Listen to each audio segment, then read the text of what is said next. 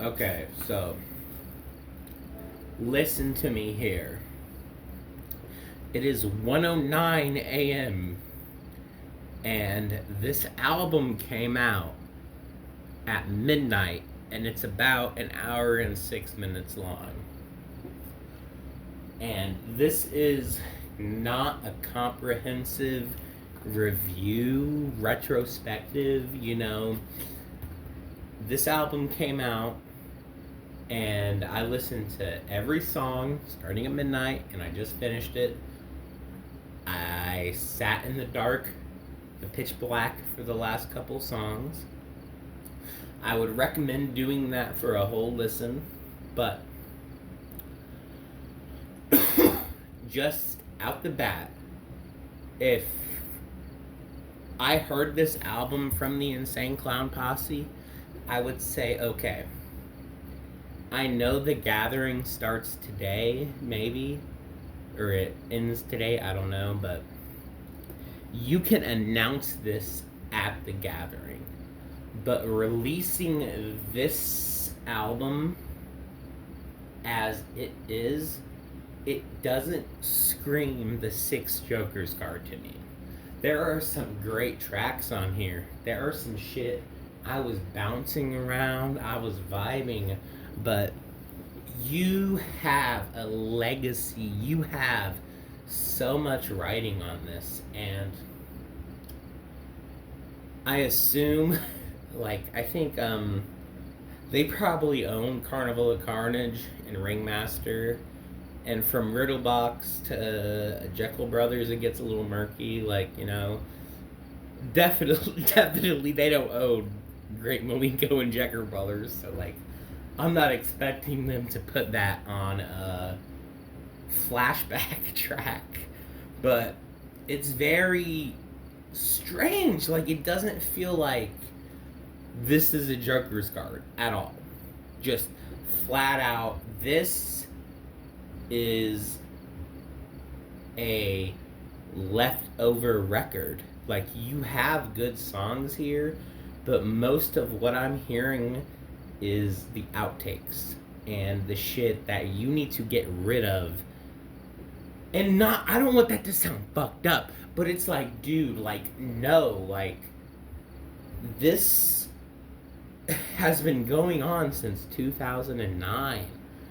And I'm sorry, but you cannot finish off your saga with a song about titties or a song, and I don't know how to feel about this, because while it lasts, it's Africa. It's a fucking, they sample and flip Africa. And it's dude, never in a million years could anyone have told you that the last Joker's card is gonna have a fucking it's gonna be Africa by Toto. What the fuck? Listen, it's a great song. I like it. And if it represents what Shaggy and Jay are thinking here, that's perfectly fine. But that's fucking insane. It would be like if the fucking Wraith Shangri-La ended with a fucking Guns N' Roses cover song or something. And listen, I ain't gonna sit here and say there was a controversy on how the Wraith ended, but you end the fucking sixth Joker's card with a cover song? I wanted an original composition from Violent J and Shaggy 2 Dope, and Shaggy the Airhead was a great standout on Yum Yum Bedlam. Here, I don't know, dude. Some of these beats, I couldn't fucking name you a single one of them. I'm sorry, but by the time the only beat I'm holy shit, is Softy Pillow Man. And that's a Mikey Clark joint, and Flashback 2 is okay. Now, I've only listened to this once, so I'm not gonna, stand out because something didn't, I'm fucking, like it's just so confusing because first of all, I don't know who the Knot is. You have the intro and the song The Knot, and you're talking about darkness, and you get to I'm Fallen and While It Lasts, and that's 3 out of 17 songs. And the rest of this, it's not bad. Dead Kelly's good. Cinnamon Pigtails is good. And listen, we're going to have to get to a point where we need to not let Violent J talk to women online. Like, what are we doing here? Because it's to a point where, like, I fully believe everything he says. Like, whatever fuck shit happens, it's like, yeah, I believe that. I believe fucking Joseph Bruce was online looking for fucking some trim. And he got fucking the raw end of the deal. Because it's like, dude, like, how? Like, how are you? Because, like, I got Spotify pulled up. Let me go to the fucking... because, he was always talking about fucking thoughts, basically. Let me get, it's the missing link, I think. Yeah, where he talks about getting the hooker and he's fucking her, and it's like, yeah, it's the Dreams of Grandeur, and that was 10 years ago. It's like, dude, like, I fully believe that this motherfucker wanted to run off with a hooker, and I don't know what that has to do with anything, but, like, fuck, man, like, come on, like, looking... And they call the marvelous missing link the missing link.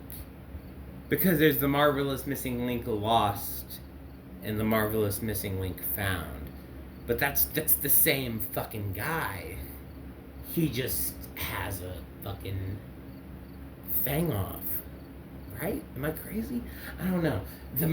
It's crazy to look at because if you had to look and say what was the best Joker's card of the second deck, the missing link, I feel like, would be in most people's bottom ranks. And this album, The Knot, feels the most like the missing link. Because, I mean, I don't know how to say this in a way that doesn't sound fucked up, but, like, Jay's not rapping good at all.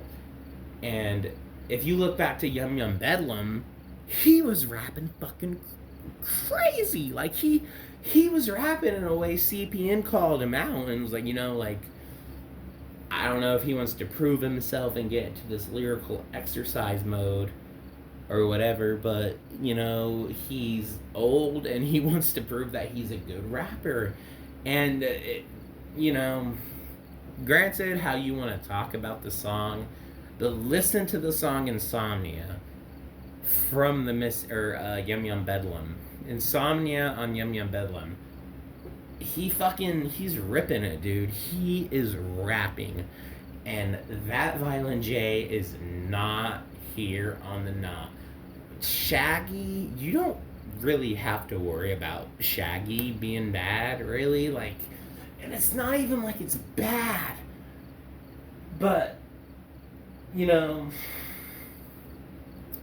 there were definitely a couple times where I'm listening to the song and I can finish the line in my head. It's like, oh, I throw you in a pool, you're covered in noodles. I get the bazooka up and blow you into fucking puddles of caboodle or whatever. It's like, this should not be an August 12th release. You can announce it today, and this should have been another Halloween release. Because the cover is spooky. It's a great concept. Nothing's there. And I don't know if they've turned away from the idea of heaven I think that idea is a little bit silly. I don't know that, you should really count on getting a heaven or your own personal world when you die. That's just me personally. And specifically, like, if you listen to I'm Fallen and you look at the videos that they had on the Twitters, on the Facebooks, specifically the picture of the clock, it was fucking creepy. And it was that style that Psychopathic is really good at. But, like, after listening to this, like, dude, you're gonna give me a music video to this shit? Like, what are you gonna do? Like, I don't even fucking know. Like, and I was really. Softy Pillow Man is a great song. That's like a fucking. If you told me Softy Pillow Man was in your top 10 ICP chart, yeah, I got you. I believe that. But you literally have, like, Dead Kelly's good, Only Wicked Shit, Everybody Dies, Watch Me. Like, I liked all of these songs as I was listening to them, but this is more of a Tempest than it is a Joker's card. And I don't know if, I'm fucking being a bitch and I'm being fucking picky, but, like, my first Joker's card was The Mighty Death Pop. And the first album that dropped when I listened to ICP was Forgotten Freshness 5, I guess. But it was really The Marvelous Missing Link. But so I'm not going to say here and tell you what, this is bad because it's not this. Like, I haven't been there since 1992. I wasn't alive until fucking I think Jekyll Brothers came out before I was alive, probably. I'm willing to bet. I'm 25. But this just doesn't scream Joker's card to me. This is a outtakes album, or this is a part 1, and I'm gonna listen to this again, but as ICP have delivered this album, I don't understand why you would do that, because it's not, it doesn't feel like a finale. I don't know. I can look on YouTube real quick and see if there's any music videos out, and I might be able to look at those, but it's really just like, dude, like, you're not even rapping that good. Like, it feels like this had to get put out, and it didn't. It's been fucking since October 31st, 2021. So, like, you could have put out just a family love CD. Like, you could have ICP could have just dropped a record and just released music for the gathering, but, like, it feels like this was fucking rushed, and, like, I don't understand why, because it's like, you're not gonna, make most of your money of this on CDs. Like, let me look up ICPs.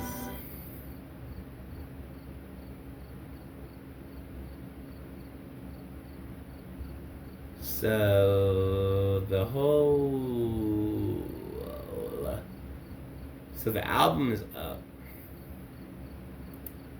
and it doesn't look like there's any music videos. I'm just being thoughtful, and yeah, it's not.